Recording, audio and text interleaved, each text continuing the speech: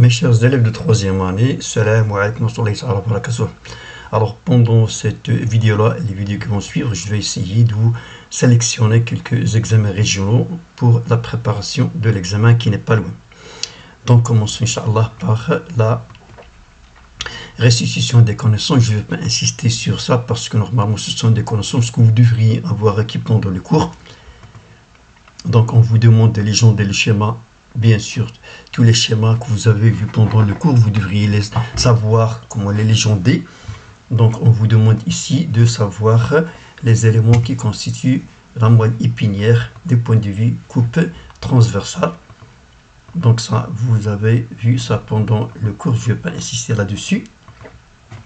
Donc, ici, vous avez des suggestions à dire vrai ou faux. Donc, les tissus musculaires est constitué de cellules multinoyaux, donc multinoyaux, c'est-à-dire plusieurs noyaux, de fibres nerveuses et de capillaires. Bien sûr, la réponse, il est vrai. Deuxième proposition, l'élasticité du muscle squelettique strié est limitée, bien sûr. Si on va prolonger normalement, si on va allonger la fibre musculaire ou bien le muscle tout entier, normalement, il va à un certain moment arrêter de s'allonger. Donc, son élasticité, normalement, il est limité. Pendant la contraction musculaire, l'acétylcholine est libérée par la fibre musculaire. C'est faux, normalement. L'acétylcholine, c'est un produit chimique qui est sécrété au niveau de la plaque motrice par les fibres nerveuses, pas par la fibre musculaire. Donc, la réponse est fausse.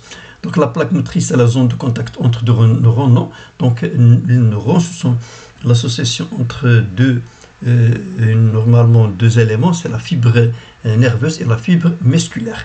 Mais la plaque motrice, ce qu'on vient de dire, mais les neurones, ce sont le contact entre normalement deux fibres nerveuses. Donc, donner une définition des éléments suivants. Donc, la vaccination, vous l'avez su pendant le cours. C'est normalement, on va injecter un antigène qui est normalement atténué pour stimuler le corps à produire des cellules mémoire et des anticorps. Donc la sérothérapie, normalement, on va injecter un malade des anticorps qui sont prêts. Donc, on les a préparés dans le corps d'un animal. Donc, elle est utilisée pendant la guérison, pour la guérison. Donc, citer deux exemples d'allergènes. Je viens de vous donner quelques-uns ici, les graines de pollen et les acariens qui vivent dans la poussière des maisons. La question suivante, reliée par une flèche le schéma du groupe A, celui qui convient dans le groupe P. Donc vous avez ici les phagocytes, c'est-à-dire les globules blancs qui vont phagocyter les microbes. Donc c'est une réponse immunitaire naturellement spécifique, qui est dirigée vers tous les antigènes qui entrent dans le corps. L'inflammation, c'est une réaction bien sûr immunitaire, c'est une réponse immunitaire naturelle, mais il n'est pas spécifique. Donc le virus, c'est un être microscopique qui vit à l'intérieur des cellules vivantes, et l'antigène, c'est un élément qui n'appartient pas au corps, un élément étranger qui provoque une réaction immunitaire. Question suivante, c'est le raisonnement. Je vais insister ici dans cette partie-là, le raisonnement scientifique et la communication écrite et graphique. Et la première question, pour étudier l'activité du système nerveux et musculaire, nous proposons les données expérimentales suivantes pour un mammifère. Donc, première donnée. Donc, la première donnée, c'est là, après avoir détecté les deux hémisphères cérébraux de l'animal qui étaient auparavant exposés à une légère anesthésie, les zones du cortex exposées ont été soumises à des stimuli, à des excitations électriques d'intensité appropriée et fixe pour qu'il y ait une réponse. Donc le document 1 montre l'emplacement de ces zones qu'on a excitées, alors que le document 2 représente les résultats obtenus. Voyons voir ces documents que je viens de vous montrer. Voilà. Donc ça, on doit orienter ça l'encéphale, le devant, ça c'est l'arrière. Voilà les deux zones excitées, la troisième zone. Ça c'est l'hémisphère cérébral droit et c'est l'hémisphère cérébral gauche. Donc vous avez l'excitation de la zone A, celle-là. Qu'est-ce qu'il a? Sans on l'exciter, on a une réponse par un mouvement du membre antérieur droit. Donc on dit antérieur par l'animal parce qu'il a 4, il marche sur 4. Et nous on dit le haut et le bas. Et l'excitation de la zone 2, c'est un mouvement, il provoque un mouvement du membre postérieur droit uniquement bien sûr. Et la zone 3, il provoque le mouvement du membre antérieur, mais ici gauche. Donc la question demandée quel est le résultat de la destruction de la zone 1. Donc si on détruit la zone 1, puisqu'il y a ici mouvement, donc il n'y a plus de mouvement, donc c'est une paralysie de la partie droite du membre antérieur droit. Que concluez-vous au résultat des expériences 2 et 3? Donc l'expérience 2 et 3, on constate qu'il y a ici le contraire. S'il y a l'excitation dans cette zone-là, la réponse de ce côté-là du corps. S'il y a l'excitation dans cette partie-là, il y a réponse de l'autre partie du corps. Donc ici, la troisième question demandée, c'est que constitue l'ensemble des zones excitées au niveau du cortex. Donc puisque ces zones-là, lorsqu'on les excite, il y a réponse par contraction par l'une des parties du corps. Donc ce sont des zones qui se trouvent dans l'aire motrice. Pas ici, pas S. Alors, la question normalement suivante, ici, vous avez un document qui représente un graphe. Donc, si on vous présente un graphe dans un exercice, il faut le lire tout entier pour avoir une idée générale. Donc, ici, vous avez sur l'axe des ordonnées la longueur de la fibre musculaire en centimètres. Ici, vous avez le temps. Ici, première et deuxième excitation. Ici, vous avez la légende.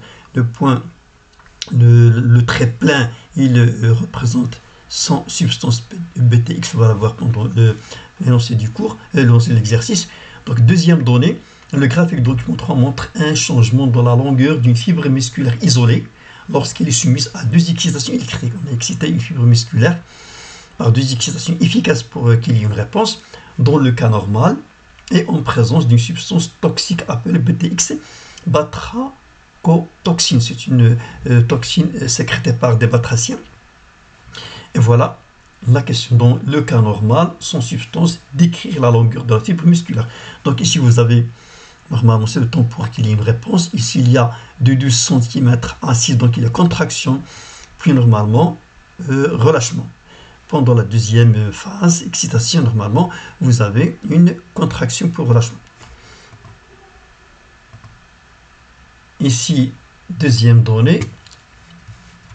Comment expliquez-vous le changement observé dans la longueur de la fibre musculaire? Donc le changement, il est dû à l'excitation. Donc la fibre, normalement, il répond à l'excitation par la contraction. Donc c'est l'une des propriétés du muscle, c'est la contractilité. Alors précisez les propriétés de la fibre musculaire révélées par cette expérience. Voilà, donc la contractilité, l'excitabilité, il y assiste parce que la contractilité, il se contracte, l'excitabilité répond à l'excitant, et il est assisté, c'est-à-dire il se contracte puis il revient à sa position initiale, sa longueur initiale. Donc en cas de substance BTX, décrire la longueur de la fibre. Donc comme vous le voyez ici, il y a le temps pour qu'il y ait une réponse, il y a contraction, mais on constate ici, il n'y a pas de relâchement comme pour la fibre dans le cas normal. Il reste contracté. Voilà. Donc cette substance provoque la contraction prolongée de la fibre musculaire. Deuxième exercice, passons à l'immunité maintenant. Pour déterminer certains aspects de la réponse immunitaire, nous suggérons les données expérimentales suivantes. Donc toujours, si vous avez un document, essayez de lire tout entier pour avoir une idée sur ce que on va voir dans les questions.